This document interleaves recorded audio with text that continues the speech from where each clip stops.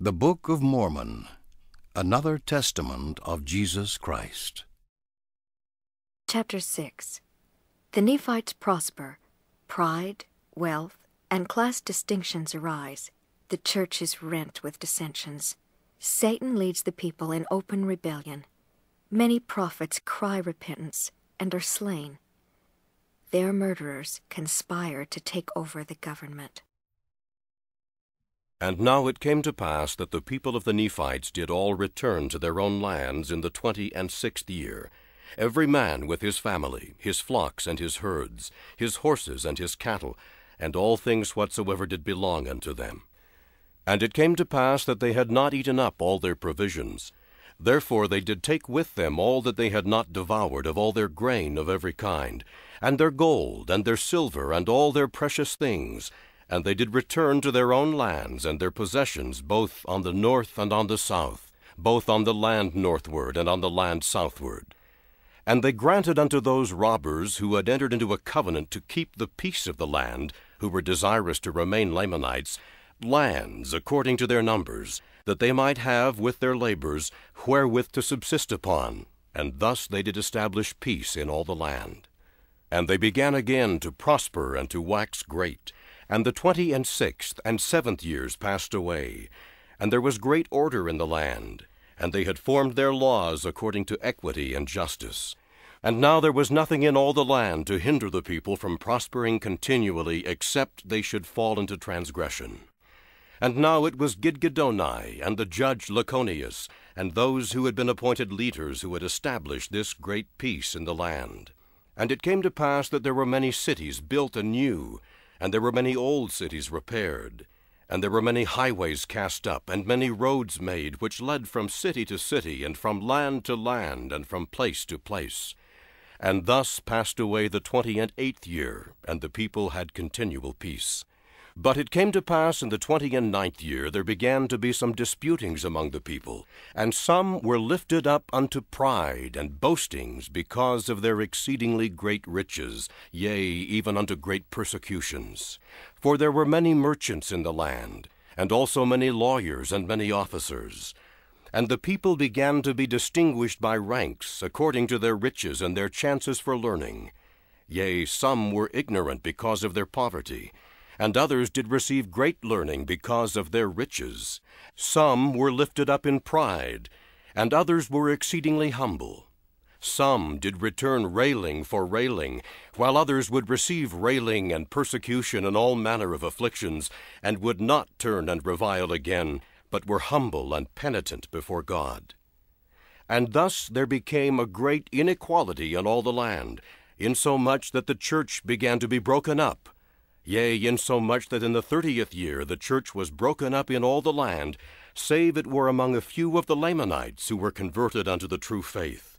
And they would not depart from it, for they were firm and steadfast and immovable, willing with all diligence to keep the commandments of the Lord. Now the cause of this iniquity of the people was this: Satan had great power unto the stirring up of the people to do all manner of iniquity, and to the puffing them up with pride, tempting them to seek for power and authority and riches and the vain things of the world. And thus Satan did lead away the hearts of the people to do all manner of iniquity. Therefore they had enjoyed peace but a few years.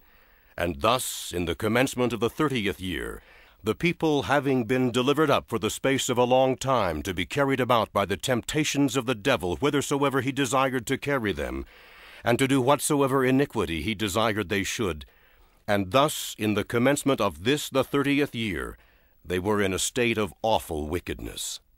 Now they did not sin ignorantly, for they knew the will of God concerning them, for it had been taught unto them. Therefore they did wilfully rebel against God. And now it was in the days of Laconius, the son of Laconius, for Laconius did fill the seat of his father, and did govern the people that year.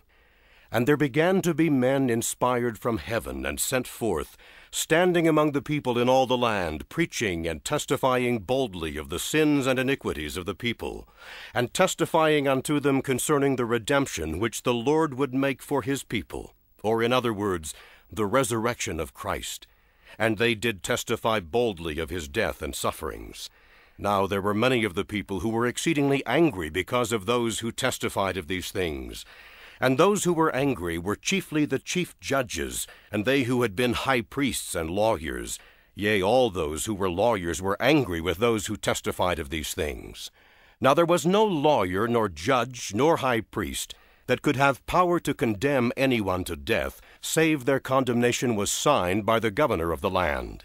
Now there were many of those who testified of the things pertaining to Christ, who testified boldly, who were taken and put to death secretly by the judges, that the knowledge of their death came not unto the governor of the land until after their death.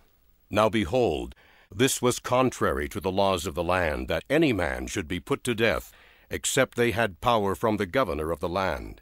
Therefore a complaint came up unto the land of Zarahemla to the governor of the land against these judges who had condemned the prophets of the Lord unto death, not according to the law. Now it came to pass that they were taken and brought up before the judge to be judged of the crime which they had done, according to the law which had been given by the people.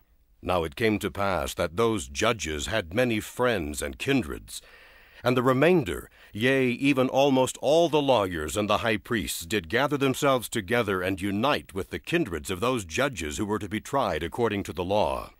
And they did enter into a covenant one with another, yea, even into that covenant which was given by them of old, which covenant was given and administered by the devil to combine against all righteousness.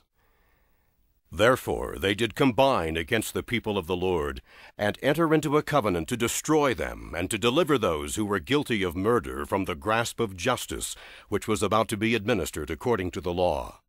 And they did set at defiance the law and the rights of their country, and they did covenant one with another to destroy the governor, and to establish a king over the land, that the land should no more be at liberty, but should be subject unto kings.